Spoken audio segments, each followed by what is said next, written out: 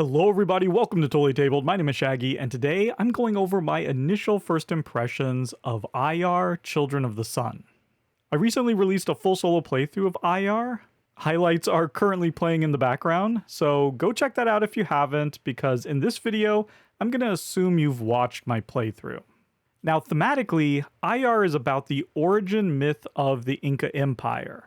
I actually forgot to elaborate on this in the playthrough video. I was just too excited to start playing. But the myth involves these four brothers and sisters, who I think were divinely created by the sun god or something like that. But they are the Ayar, and they go on this divine search for a place that would become their new home. And then during this journey, each Ayar brother meets with some kind of tragic fate. One was, I believe, trapped in a cave, and another one was turned to stone. And then the third one either grew wings or also turned into stone. I read some conflicting stories. Either way, only one of the brothers makes it to the end, and they essentially found the Inca Empire. So that's the basics of the story, and that's exactly what happens in the game. Each round, one of the Ayar retires until only one remains. It's a terrific way of representing the story through mechanisms, and it's a really important part of the game. It's critical that you bet on the right Ayar. Otherwise, you're going to be taking actions that won't score sun points. And that's exactly what happened to the solo opponent in my playthrough. I was kind of able to help make that happen. I actually love the entire action selection mechanism happening in this game, like on your player board. As I mentioned during the playthrough, the way you place the step markers and then how you stand them up so that they continue to block the location until you move them off, that reminds me of Kanban and Kanban EV. It's the same idea, made into like a personal puzzle rather than a multiplayer knife fight. I've been saying for years that this mechanism should be used more often, so I'm thrilled to see it here. It adds just a hint of complication to your plans. It isn't overly restrictive or punishing. I just thought the whole system worked great, and everything really ties together and fits together well. I was honestly surprised how streamlined the rules were, especially compared to Senkori before it. This really is a medium weight game with a strong depth to complexity ratio. I'm very impressed with the design.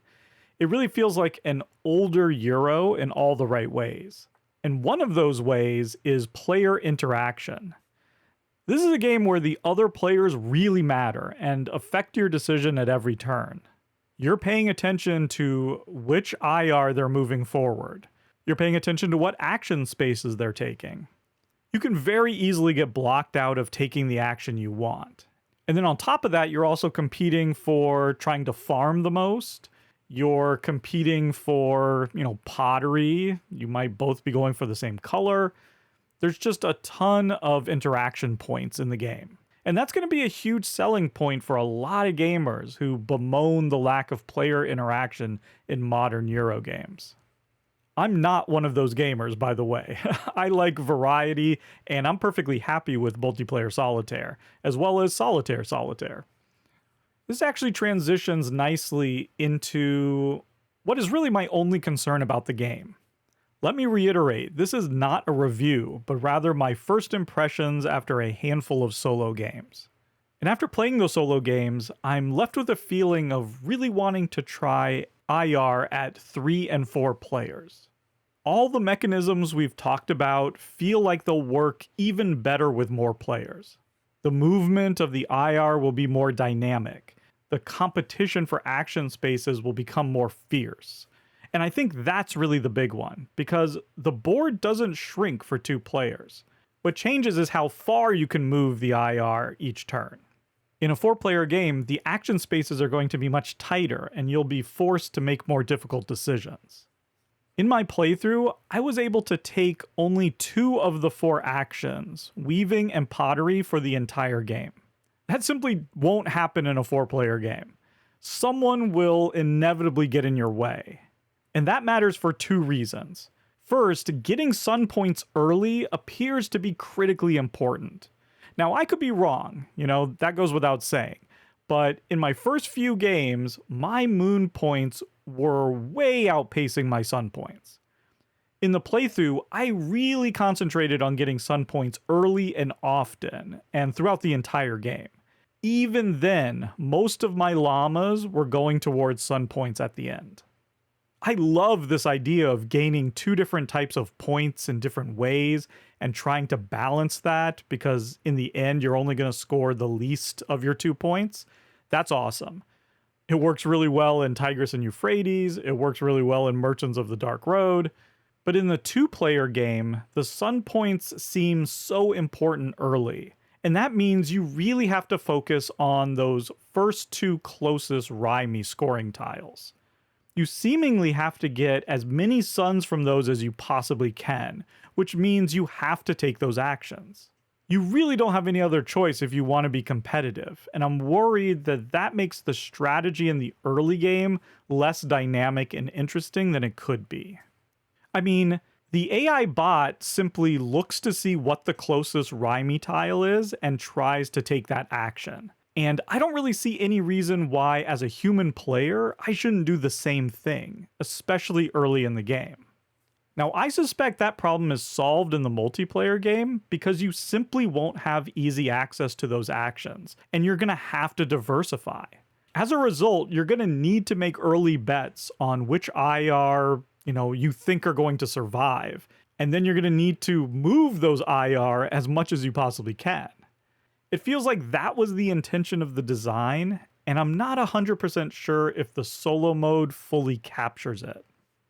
Don't get me wrong, I still love this game solo. I've had a blast so far, and I want to explore it more. Obviously, the game is beautifully illustrated by Ian O'Toole, and the production by Osprey Games is top-notch as always. The solo opponent is also extremely easy to run, it's not very fiddly, and the game has a really nice flow to it because each round gets shorter and shorter, but your actions are getting stronger and stronger.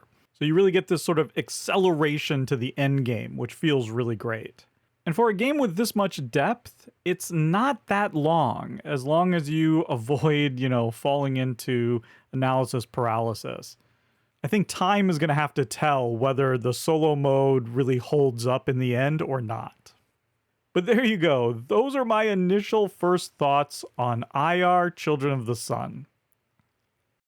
I'd like to thank all of the financial supporters of Totally Tabled, including the totally radical Dr. Casey, Hextra, Mitch Fisher, John Kohler, Scott Myers, and Jay Satterwhite, as well as the totally bodacious Jeff Fitzsimmons.